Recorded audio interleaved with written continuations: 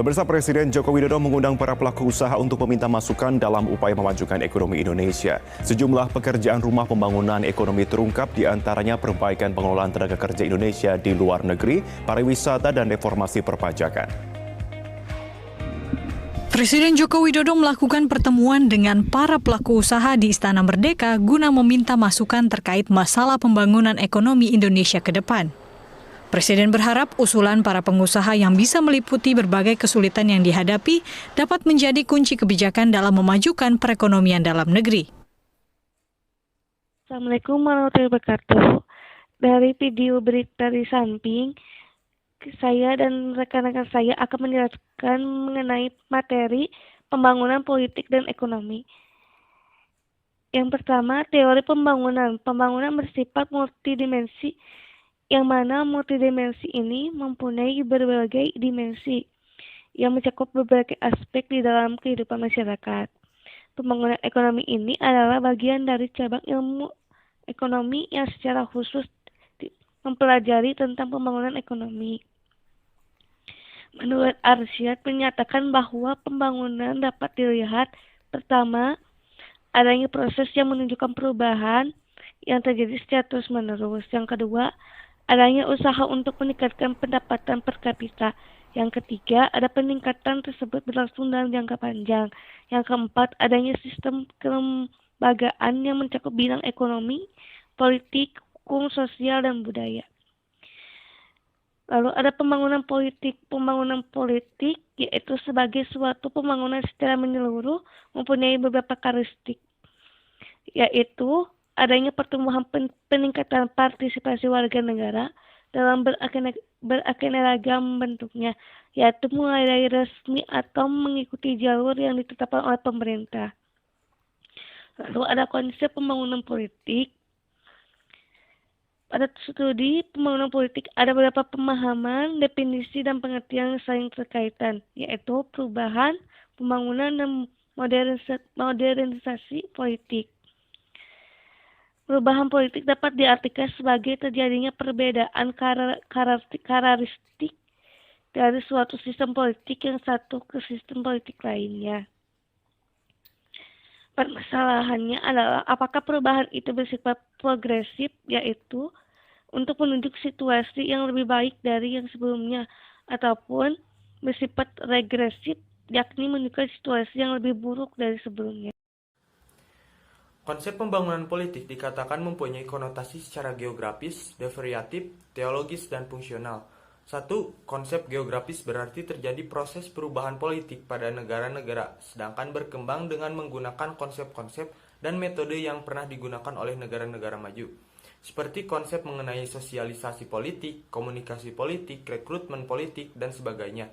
2. Konsep derivatif dimaksudkan bahwa pembangunan politik merupakan aspek dan konsekuensi politik dari proses perubahan yang menyeluruh, yakni modernisasi yang membawa konsekuensi pada pertumbuhan ekonomi, urbanisasi, peningkatan pendidikan, media massa, perubahan status sosial, dan aspek-aspek lainnya. Aspek ekonomi menjadi tujuan pokok dari konsep ini. 3. Konsep teologis dimaksudkan sebagai proses perubahan menuju pada suatu atau beberapa tujuan dari sistem politik. 4. Konsep fungsional diartikan sebagai suatu gerakan perubahan menuju kepada suatu sistem politik yang ideal dan ingin dikembangkan oleh suatu negara, misalnya Indonesia, ingin mengembangkan sistem politik demokrasi konstitusional. Ada pembangunan politik sebagai tipe politik masyarakat industri.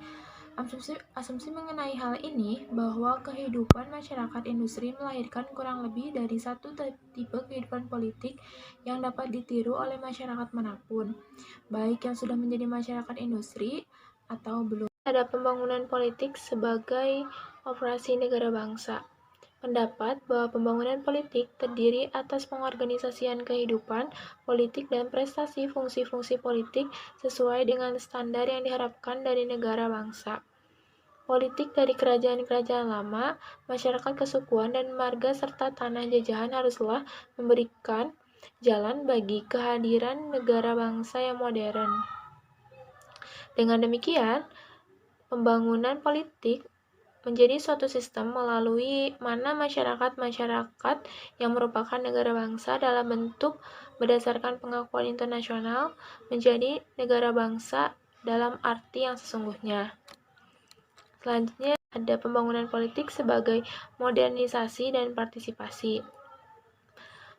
Proses pada partisipasi masa ini berarti penyebarluasan proses pengambilan keputusan, dan partisipasi ini mempunyai pengaruh terhadap pilihan dan keputusan.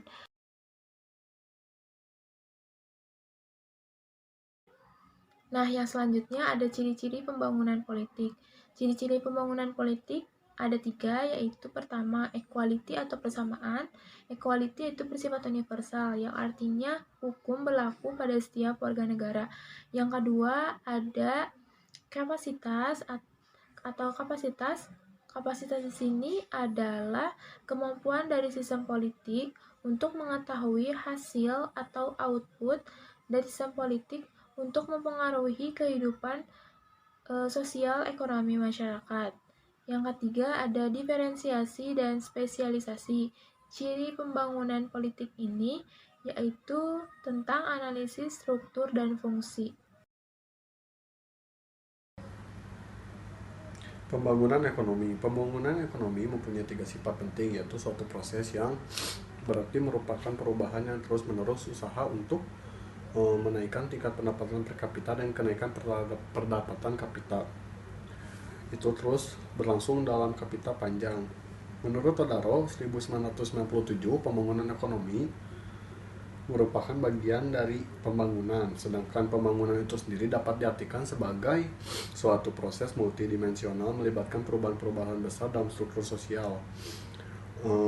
Syarat-syarat pembangunan ekonomi ada 3, yaitu pertama, modernisasi pembangunan. Perkembangan ekonomi yang ditandai dengan munculnya modernisasi dan kemajuan yang sangat pesat di segala bidang kawasan negara Eropa dan Amerika.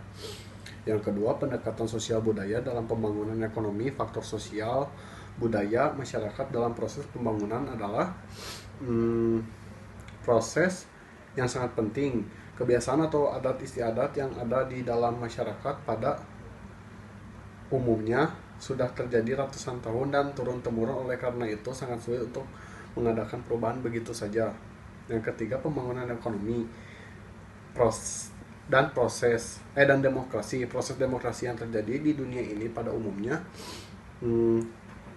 melanda negara-negara yang sedang mengalami transisi pemerintahan yang bersifat indikator otoriter, koruptor, yang pada umumnya menggunakan sistem pemerintahan yang selalu sentralistik pada semua bidang. Kemudian ada kerugian-kerugian pembangunan ekonomi. Yang pertama yaitu pencemaran lingkungan. Yang kedua, rusaknya tatanan nilai-nilai sosial budaya. Yang ketiga, munculnya ketimpangan di berbagai bidang. Yang keempat, meningkatnya kaum urban.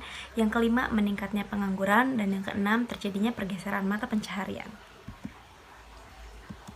Kemudian ada ketersediaan infrastruktur pembangunan ekonomi. Terdapat 3 atribut penting pada proses dan aktivitas pembangunan menurut Sukirno tahun 2001.